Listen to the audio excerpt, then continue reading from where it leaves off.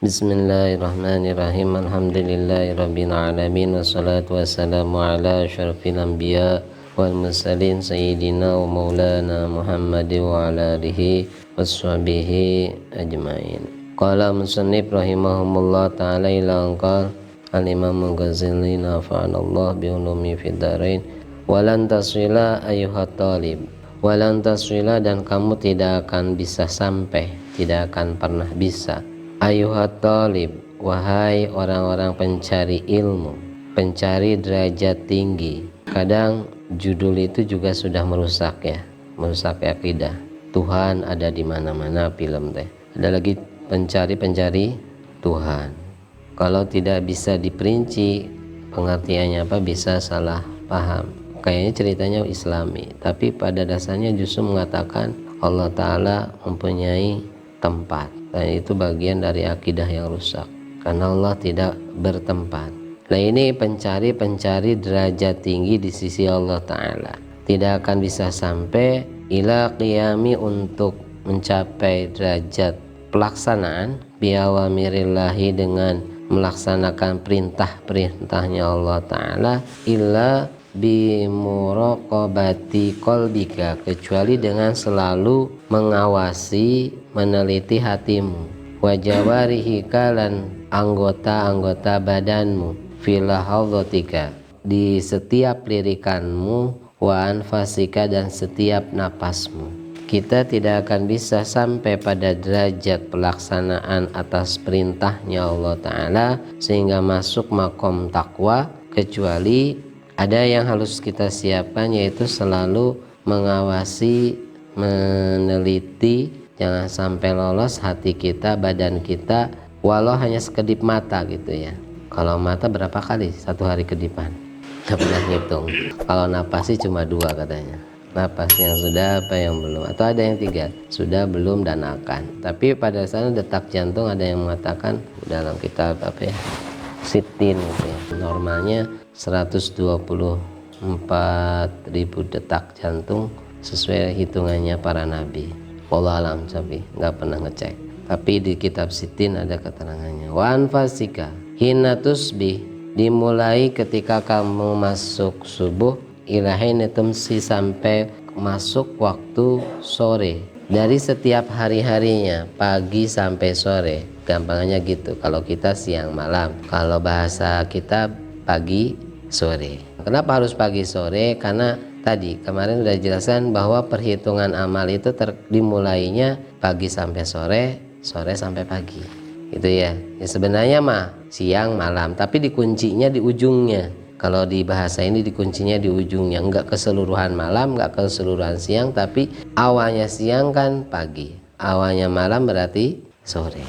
Dihitungnya begitu. Sehingga kan amalia seseorang kalau di dalam kitab Nasoidiniyah itu diantaranya, Risalatul Muawana itu diantaranya jelaskan amal seseorang itu dihitung paginya baik sampai sore, berarti hitungan sehari itu baik. Kalau sorenya baik, ternyata sampai paginya juga di ujungnya di ujungnya baik, lah perjalanan antara 2 itu tidak dihitung. Laubali, kata Allah Ta'ala, aku tidak pedulikan di antara itu. Itu saking rahmatnya Allah Ta'ala, tapi bukan berarti untuk berani-berani juga. Ya hitungannya demikian. Kita hitung dari pagi sampai sore. Awasi hati kita. Padahal kecepatan hati kemarin sudah jelaskan, hati itu sifatnya qalb. Qalb itu kalau bahasa bebasnya gitu bulak balik gitu ya. Qalb itu gonta-ganti ke sini ke sini ke sini gitu. Qalb itu memper apa? Iqlab. Iqlab artinya apa? Tajwid deh. Ikhfa, samar, idgham memasukkan, idhar jelas, iqlab mengganti. Sifatnya hati cepat pisan gantinya. Iqlab itu mengganti, hukumnya ba, suaranya ba jadi mim ya. Suaranya nun mati gitu ya. Suaranya n jadi m. Misalnya mim ba'di. Harusnya kan min ba'di ya. Suaranya n hilang jadi m. Bukan hilang, diganti. Qalbi itu seperti itu, kecepatannya bukan samar. Hati itu sifatnya kadang gak sama tapi ganti. Ini berubah hati nanya, ya berubah itu. Itu sifatnya hati itu cepat. Sekarang iya, besok enggak deh. Kalau sudah ganti huruf aja sudah keder ya. Satu huruf hilang aja sudah keder kan. Perasaan saya ngomongnya enggak gitu. Ada nggak taunya, ya nggak tahu. Ada nggak taunya kan sudah beda berarti. Nah ini hati kecepatannya, sifatnya kolbi, selalu berganti-ganti ini. Tapi kecepat. Kalau ada sebagian ulama dipegang dadanya.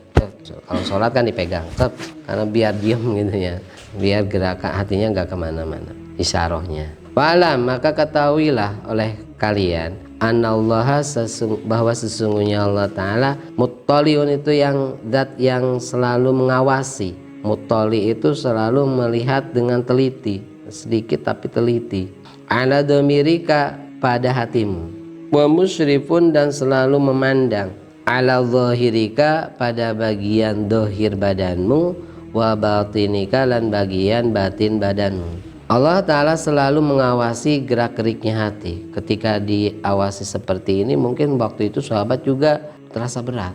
Kalau begini ya hati saya hati itu sifatnya tadi kolbi bulak-balik gonta-ganti. Kalau gitu saya dosa terus satu. Di hati saya itu kadang pengen maksiat, tapi kenyataan saya nggak melakukannya.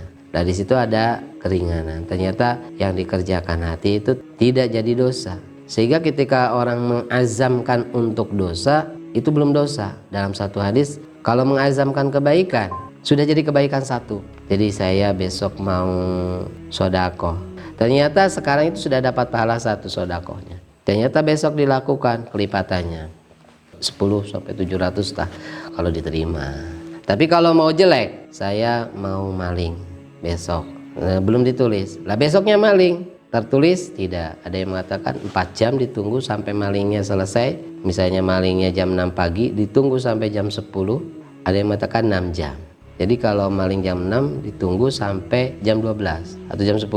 Kalau sampai jam segitu barang yang dicuri nggak dikembalikan, dalam posisi dia tetap maling baru ditulis. Saya tulis malaikatnya. Kalau ditobatin baru jam 9 sudah dikembaliin yang dicurinya. Nggak jadi nyurinya, nggak jadilah balikin ke orangnya.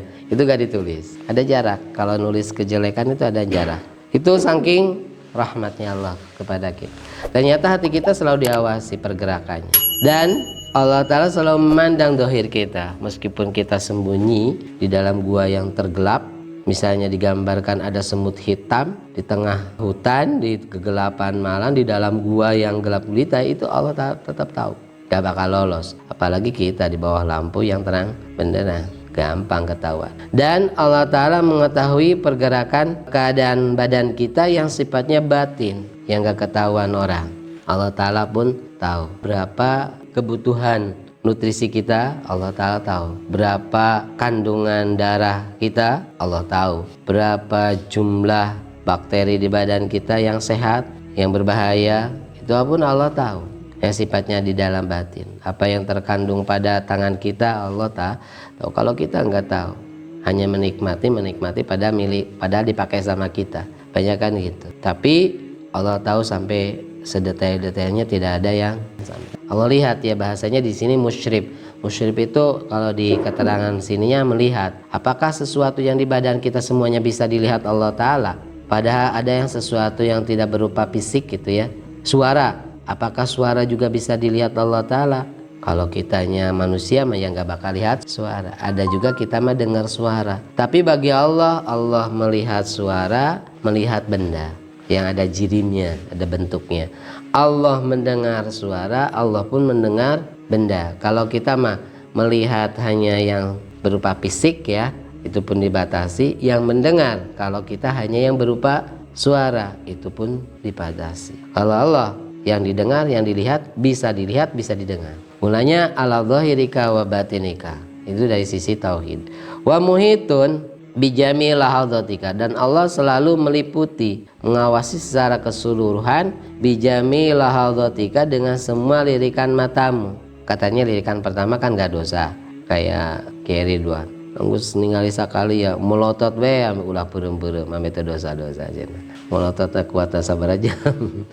Nah, gitu ya, karena pandangan pertama nadratillah gak apa-apa. Tapi yang pandangan yang ini yang dosa apa enggak dosa itu kan kita nggak tahu. Justru karena pandangan pertama jadinya cinta pertama. Jadi dosa justru karena pandangan pertama tak sengaja.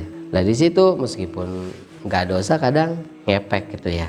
Kalau kita sih nggak pertama lagi gitu ya.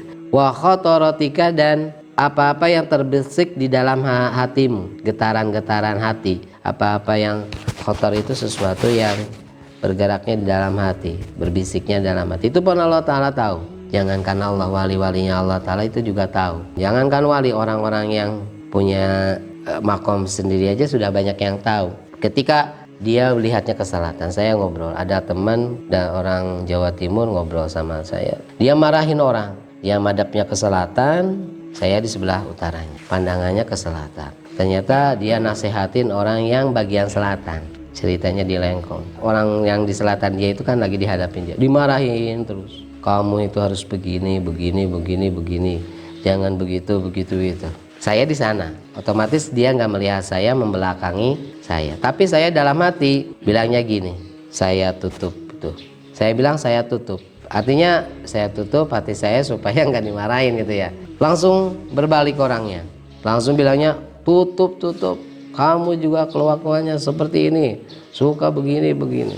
Padahal dalam keadaan posisi dia menghadap ke selatan, saya juga nggak ngomong, cuma isyarah, tapi di hati saya ngomong. Itu aja orang yang biasa-biasa tahu, orang loh, bukan wali, tahu. Apalagi yang menciptakan orang, Allah Ta'ala. Jadi ya pasti tahu. Khotorah kita itu tahu. Makanya di hadapan orang-orang yang soleh jangan sembarangan. Nabi ketika seseorang siapa namanya lupa, anaknya terkena waktu perang Badar ditawan. Ternyata dia dekat Ka'bah, ngobrol sama temannya, siapa namanya itu, jadi sahabat sih. Terus ngobrol sama temannya bahwa saya akan bunuh Muhammad, saya akan persiapan pisau, saya bunuh, kalau saya mati, anak saya mati, gak apa-apa, yang penting Muhammad pun mati, saya siapkan pisau. Itu ngobrol cuma 2 orang di pojok Ka'bah yang gak ada yang tahu, gak ada CCTV, gak ada lampu, gak ada apa waktu itu. Artinya hanya 2 rahasia yang dipegang oleh 2 orang.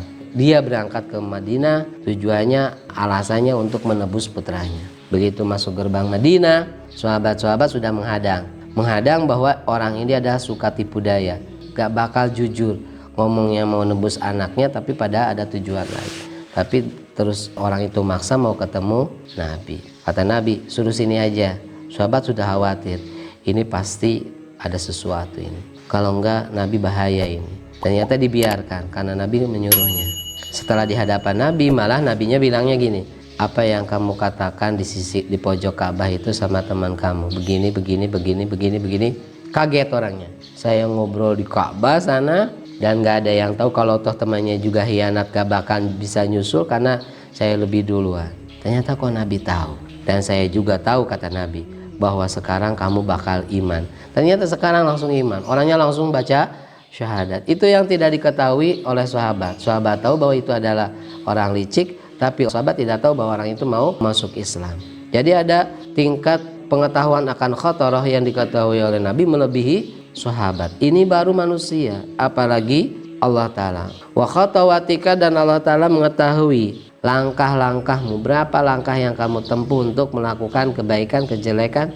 Allah Ta'ala tahu. Wasairis sakanatika, dan Allah Ta'ala mengetahui, melihat semua diam yang kamu lakukan, berapa jam itu pun Allah Ta'ala. Mungkin kalau kita hitung berapa tidur kita sehari ini, kemarin gak pernah ngitung. Ternyata kadang kalau sudah dihitung, terkadang tidur kita itu adalah kadang 1/3 umur kita kadang. Kalau kita sehari tidur, hitung aja, sehari tidurnya berapa jam. Kalau 8 jam berarti 8/24. Berarti perhitungannya sama aja dengan 1/3. Kalau usianya 30 tahun berarti tidurnya 10 tahun. Kalau 8 jam normal, kalau 10 jam ya lebih banyak.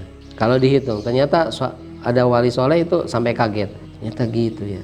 Belum mainnya, sholatnya 5 menit kali 5, nggak nyampe 1 jam. Wa annaka fi kholatika, semoga apa yang kita lakukan di dalam tingkah samar kita, tingkah zahir kita, itu di situ ada ridhonya Allah Ta'ala. Allah Ta'ala memberikan ridho dalamnya, dan semoga Allah Ta'ala menghindarkan dari kita perbuatan zahir kita ataupun batin kita yang di situ tidak ada ridhonya Allah Ta'ala. Semuanya gampang bagi Allah Ta'ala. Ya Nabi wal barakah. Al-Fatihah. Alhamdulillah. Ya kan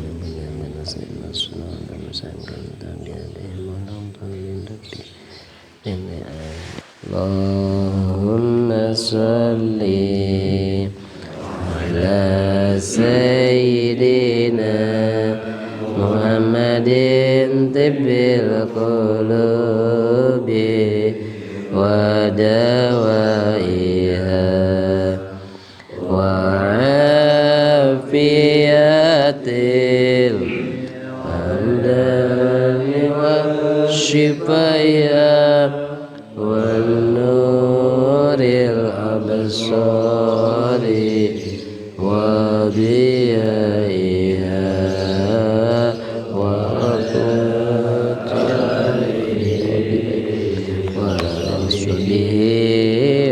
wasallim.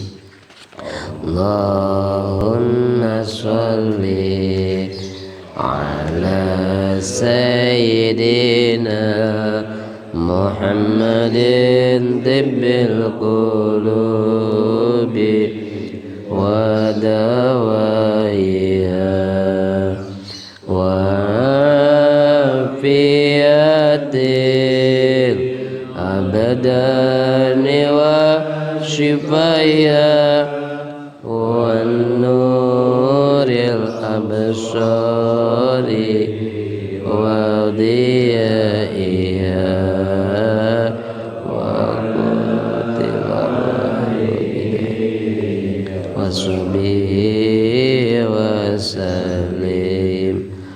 Allahumma salli ala sayyidina Muhammadin tibbil qulubi wa dawaiha wa afiyatil abdani wa shifaya wa nuril absari wa diyaiha wa qutil arwah wa sahbihi wa sallim.